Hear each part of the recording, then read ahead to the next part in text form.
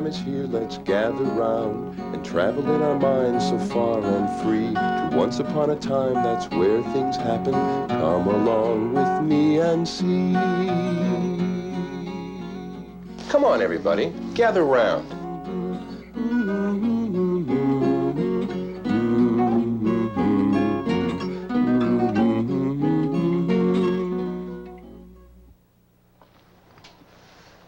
Why does that cat have only one ear? I'm not finished yet. Oh, he's gonna get in here. Oh, he's something else coming still. Yes, there's something else coming. He's a very special cat, you see. That's right. Uh-huh. I remember now. Remember, yes, indeed. And you'll see why he has just one ear in my drawing. What if one day you were walking down the road and you saw a cat there? A real cute little kitty. Well, you'd probably want to scratch him and play with him.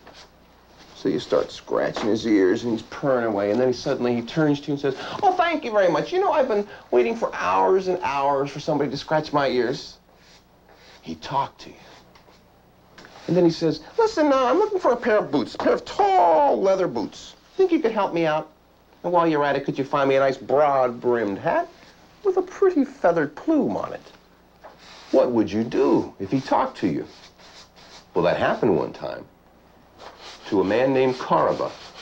And this is a story about Caraba, Puss in Boots, and an ogre.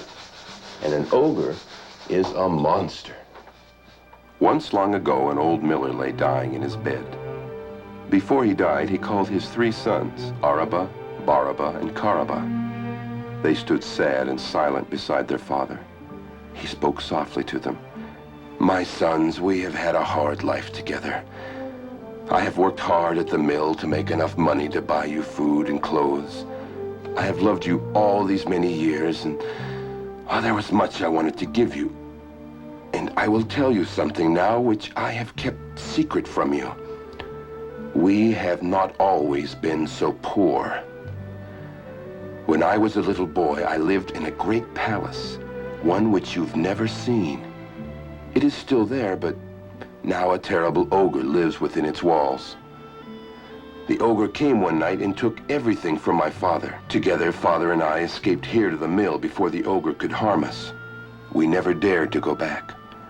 It is because I loved you so much that I have never told you of this. I did not want you to risk your lives against the terrible ogre. Be content with what you have and what I now leave to you. Araba, because you are the oldest, I leave you the mill. And Baraba, my middle son, I leave you my donkey. And to you, my youngest, Caraba, I have only my trusted cat, Puss, to give. He is a fine ratter and has served us well all these years. Now, you must all go about your work and leave me here in peace." Sadly, the 3 sons left their father's bedside. After several hours, Caraba found Puss crouched by a small hole in the fireplace corner.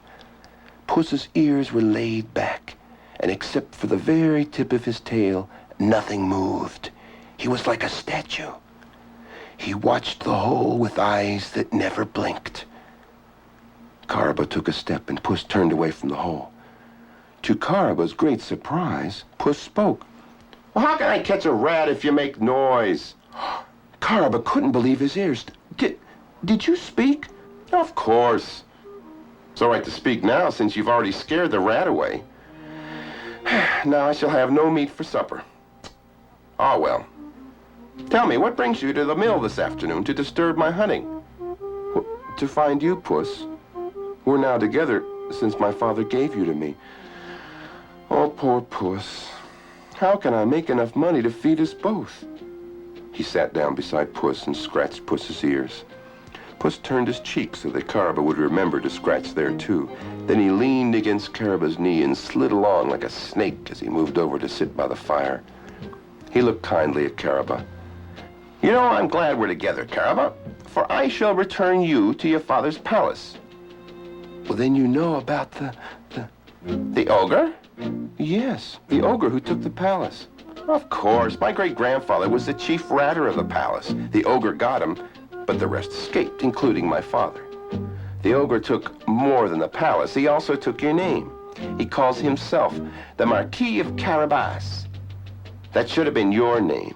He took all the meadows and the fields, and he made slaves of all the workers. All that rightfully belongs to you, dear Caraba. And tonight we shall go by a secret path I know, and I will show you the palace. But won't that be dangerous?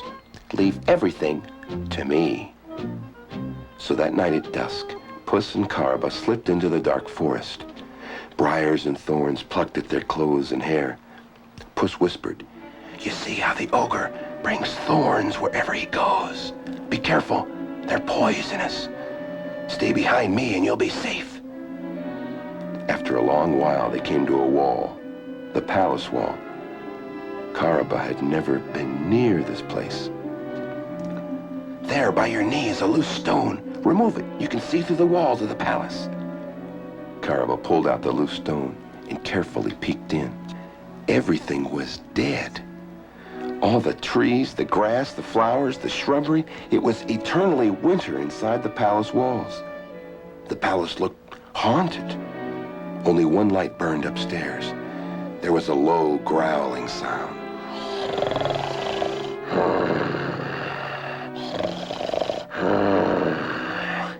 That is the ogre snoring. When you hear that, it's safe. He's asleep. Now we must go. Tomorrow I shall tell you my plan. Your plan? Yeah. You shall soon be back in the palace. Leave it all to me. The next morning, Puss woke Caraba. He was excited. My plan, it's all together now. And I only need a few things. I need, let's see, a pair of boots and a hat with a real fine plume on it.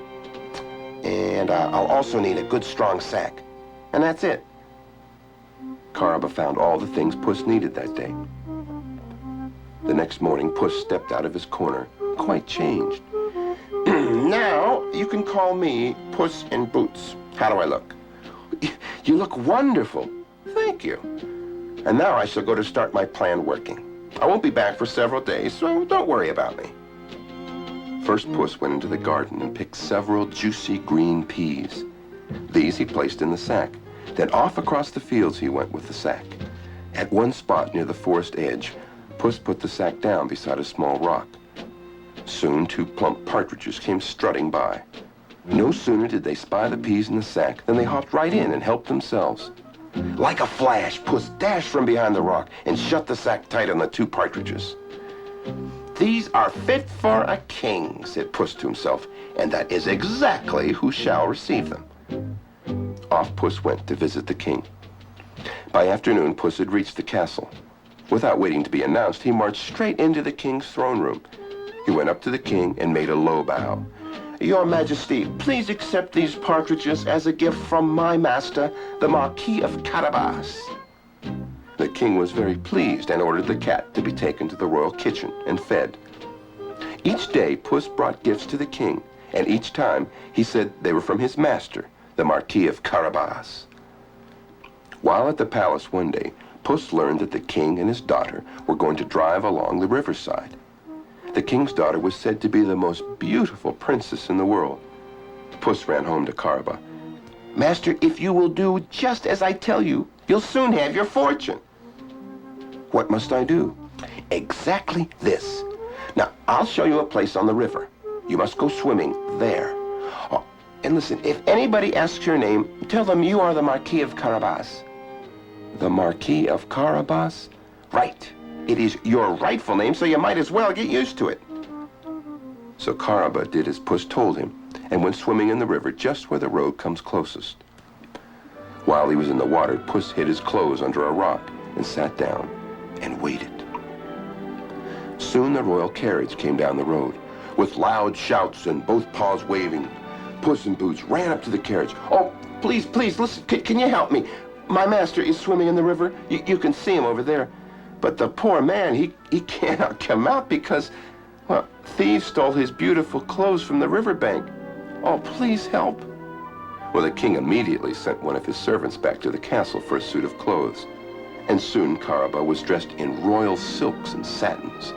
He looked wonderful. So wonderful that the princess asked him to join them for the rest of the ride. It was a fine day, and Caraba could hardly believe he was going to ride in the royal coach. Well, by this time, Puss had come to a large wheat field further down the road. Several women were working in the field. Whose fields are these? Don't you know you're a very brave one to enter the ogre's wheat fields? If he sees you, you'll be sorry. Well, how would you like to be rid of the ogre? That is impossible. He's too powerful. He can turn into any creature he desires. He might be a cricket sitting right here now listening. Oh, please go away before you get us all into trouble. Please, please, please, I promise to rid you of the ogre if you'll do me one favor. The king will soon come down this road. Now, if he asks who owns these fields, say they belong to the Marquis of Carabas. The women nodded, and Puss was off. Soon the king's carriage stopped by the wheat fields. The king called to the women. A good day to you, ladies. Whose fields do you work? The women looked at each other and then back at the king. Whose fields are these? Repeated the king. Timidly, one old woman replied, They belong to the Marquis of Carabas. I do not see too well, but I believe that to be him right there. The king looked at Carabas. You have fine fields here, but your workers are very shy. You must give them more freedom, my dear Marquis. I shall, replied Carabas, and he meant it. By now, Puss in Boots had arrived at the ogre's castle. His plan had worked perfectly so far, and this gave Puss courage. He walked right up and knocked at the great door. The ogre himself opened the door. Sir, all my life I've heard about how wonderful you are, and since I was in the neighborhood, I thought I'd pay you a visit. The ogre was always pleased to be thought of as wonderful. Well, yes, I am rather, I should say. Well, I have heard that you can turn yourself into anything you wish. I can. And suddenly there stood a lion. Puss leaped for the ceiling. Please, wonderful ogre. I am but an ordinary cat. You frighten me as a lion. With that, the ogre became himself once more. Puss jumped down and went up to him. Now, I've heard from wizards and wise men that it's easy to turn into a big animal, but that it is almost impossible to turn into a little one. Impossible? Nothing is impossible for me. What would you like? A turtle? A snake, perhaps? Well, I thought maybe a mouse. Yes, a mouse. Well, why didn't you say so? Suddenly, instead of the giant ogre, There sat a mouse in front of Puss. Puss pounced and ate the mouse whole. And that was the end of the ogre. At that same moment, the trees, the flowers, all the living things around the palace bloomed. Instant spring returned to the air. By this time, the king and his carriage had arrived. When Puss heard the carriage, he rushed and threw open the great door. Welcome to the palace of the Marquis of Carabas. What, my lord? The king cried. He turned to the young man. So this is your palace? I have nothing finer than this. Carabas did not speak, but smiled and helped the beautiful princess down from the carriage. They all went inside. Every moment, the king became more pleased with the young man, and finally he said, There is no one I could wish more to be my son-in-law. I now make you a prince. Then the prince said there was no one he could wish more for a wife than the princess. And the princess said there was no one she could wish more for a husband than the prince. And Puss said there was nothing he could wish more for than to kick off his boots and roll in that warm spring sunshine.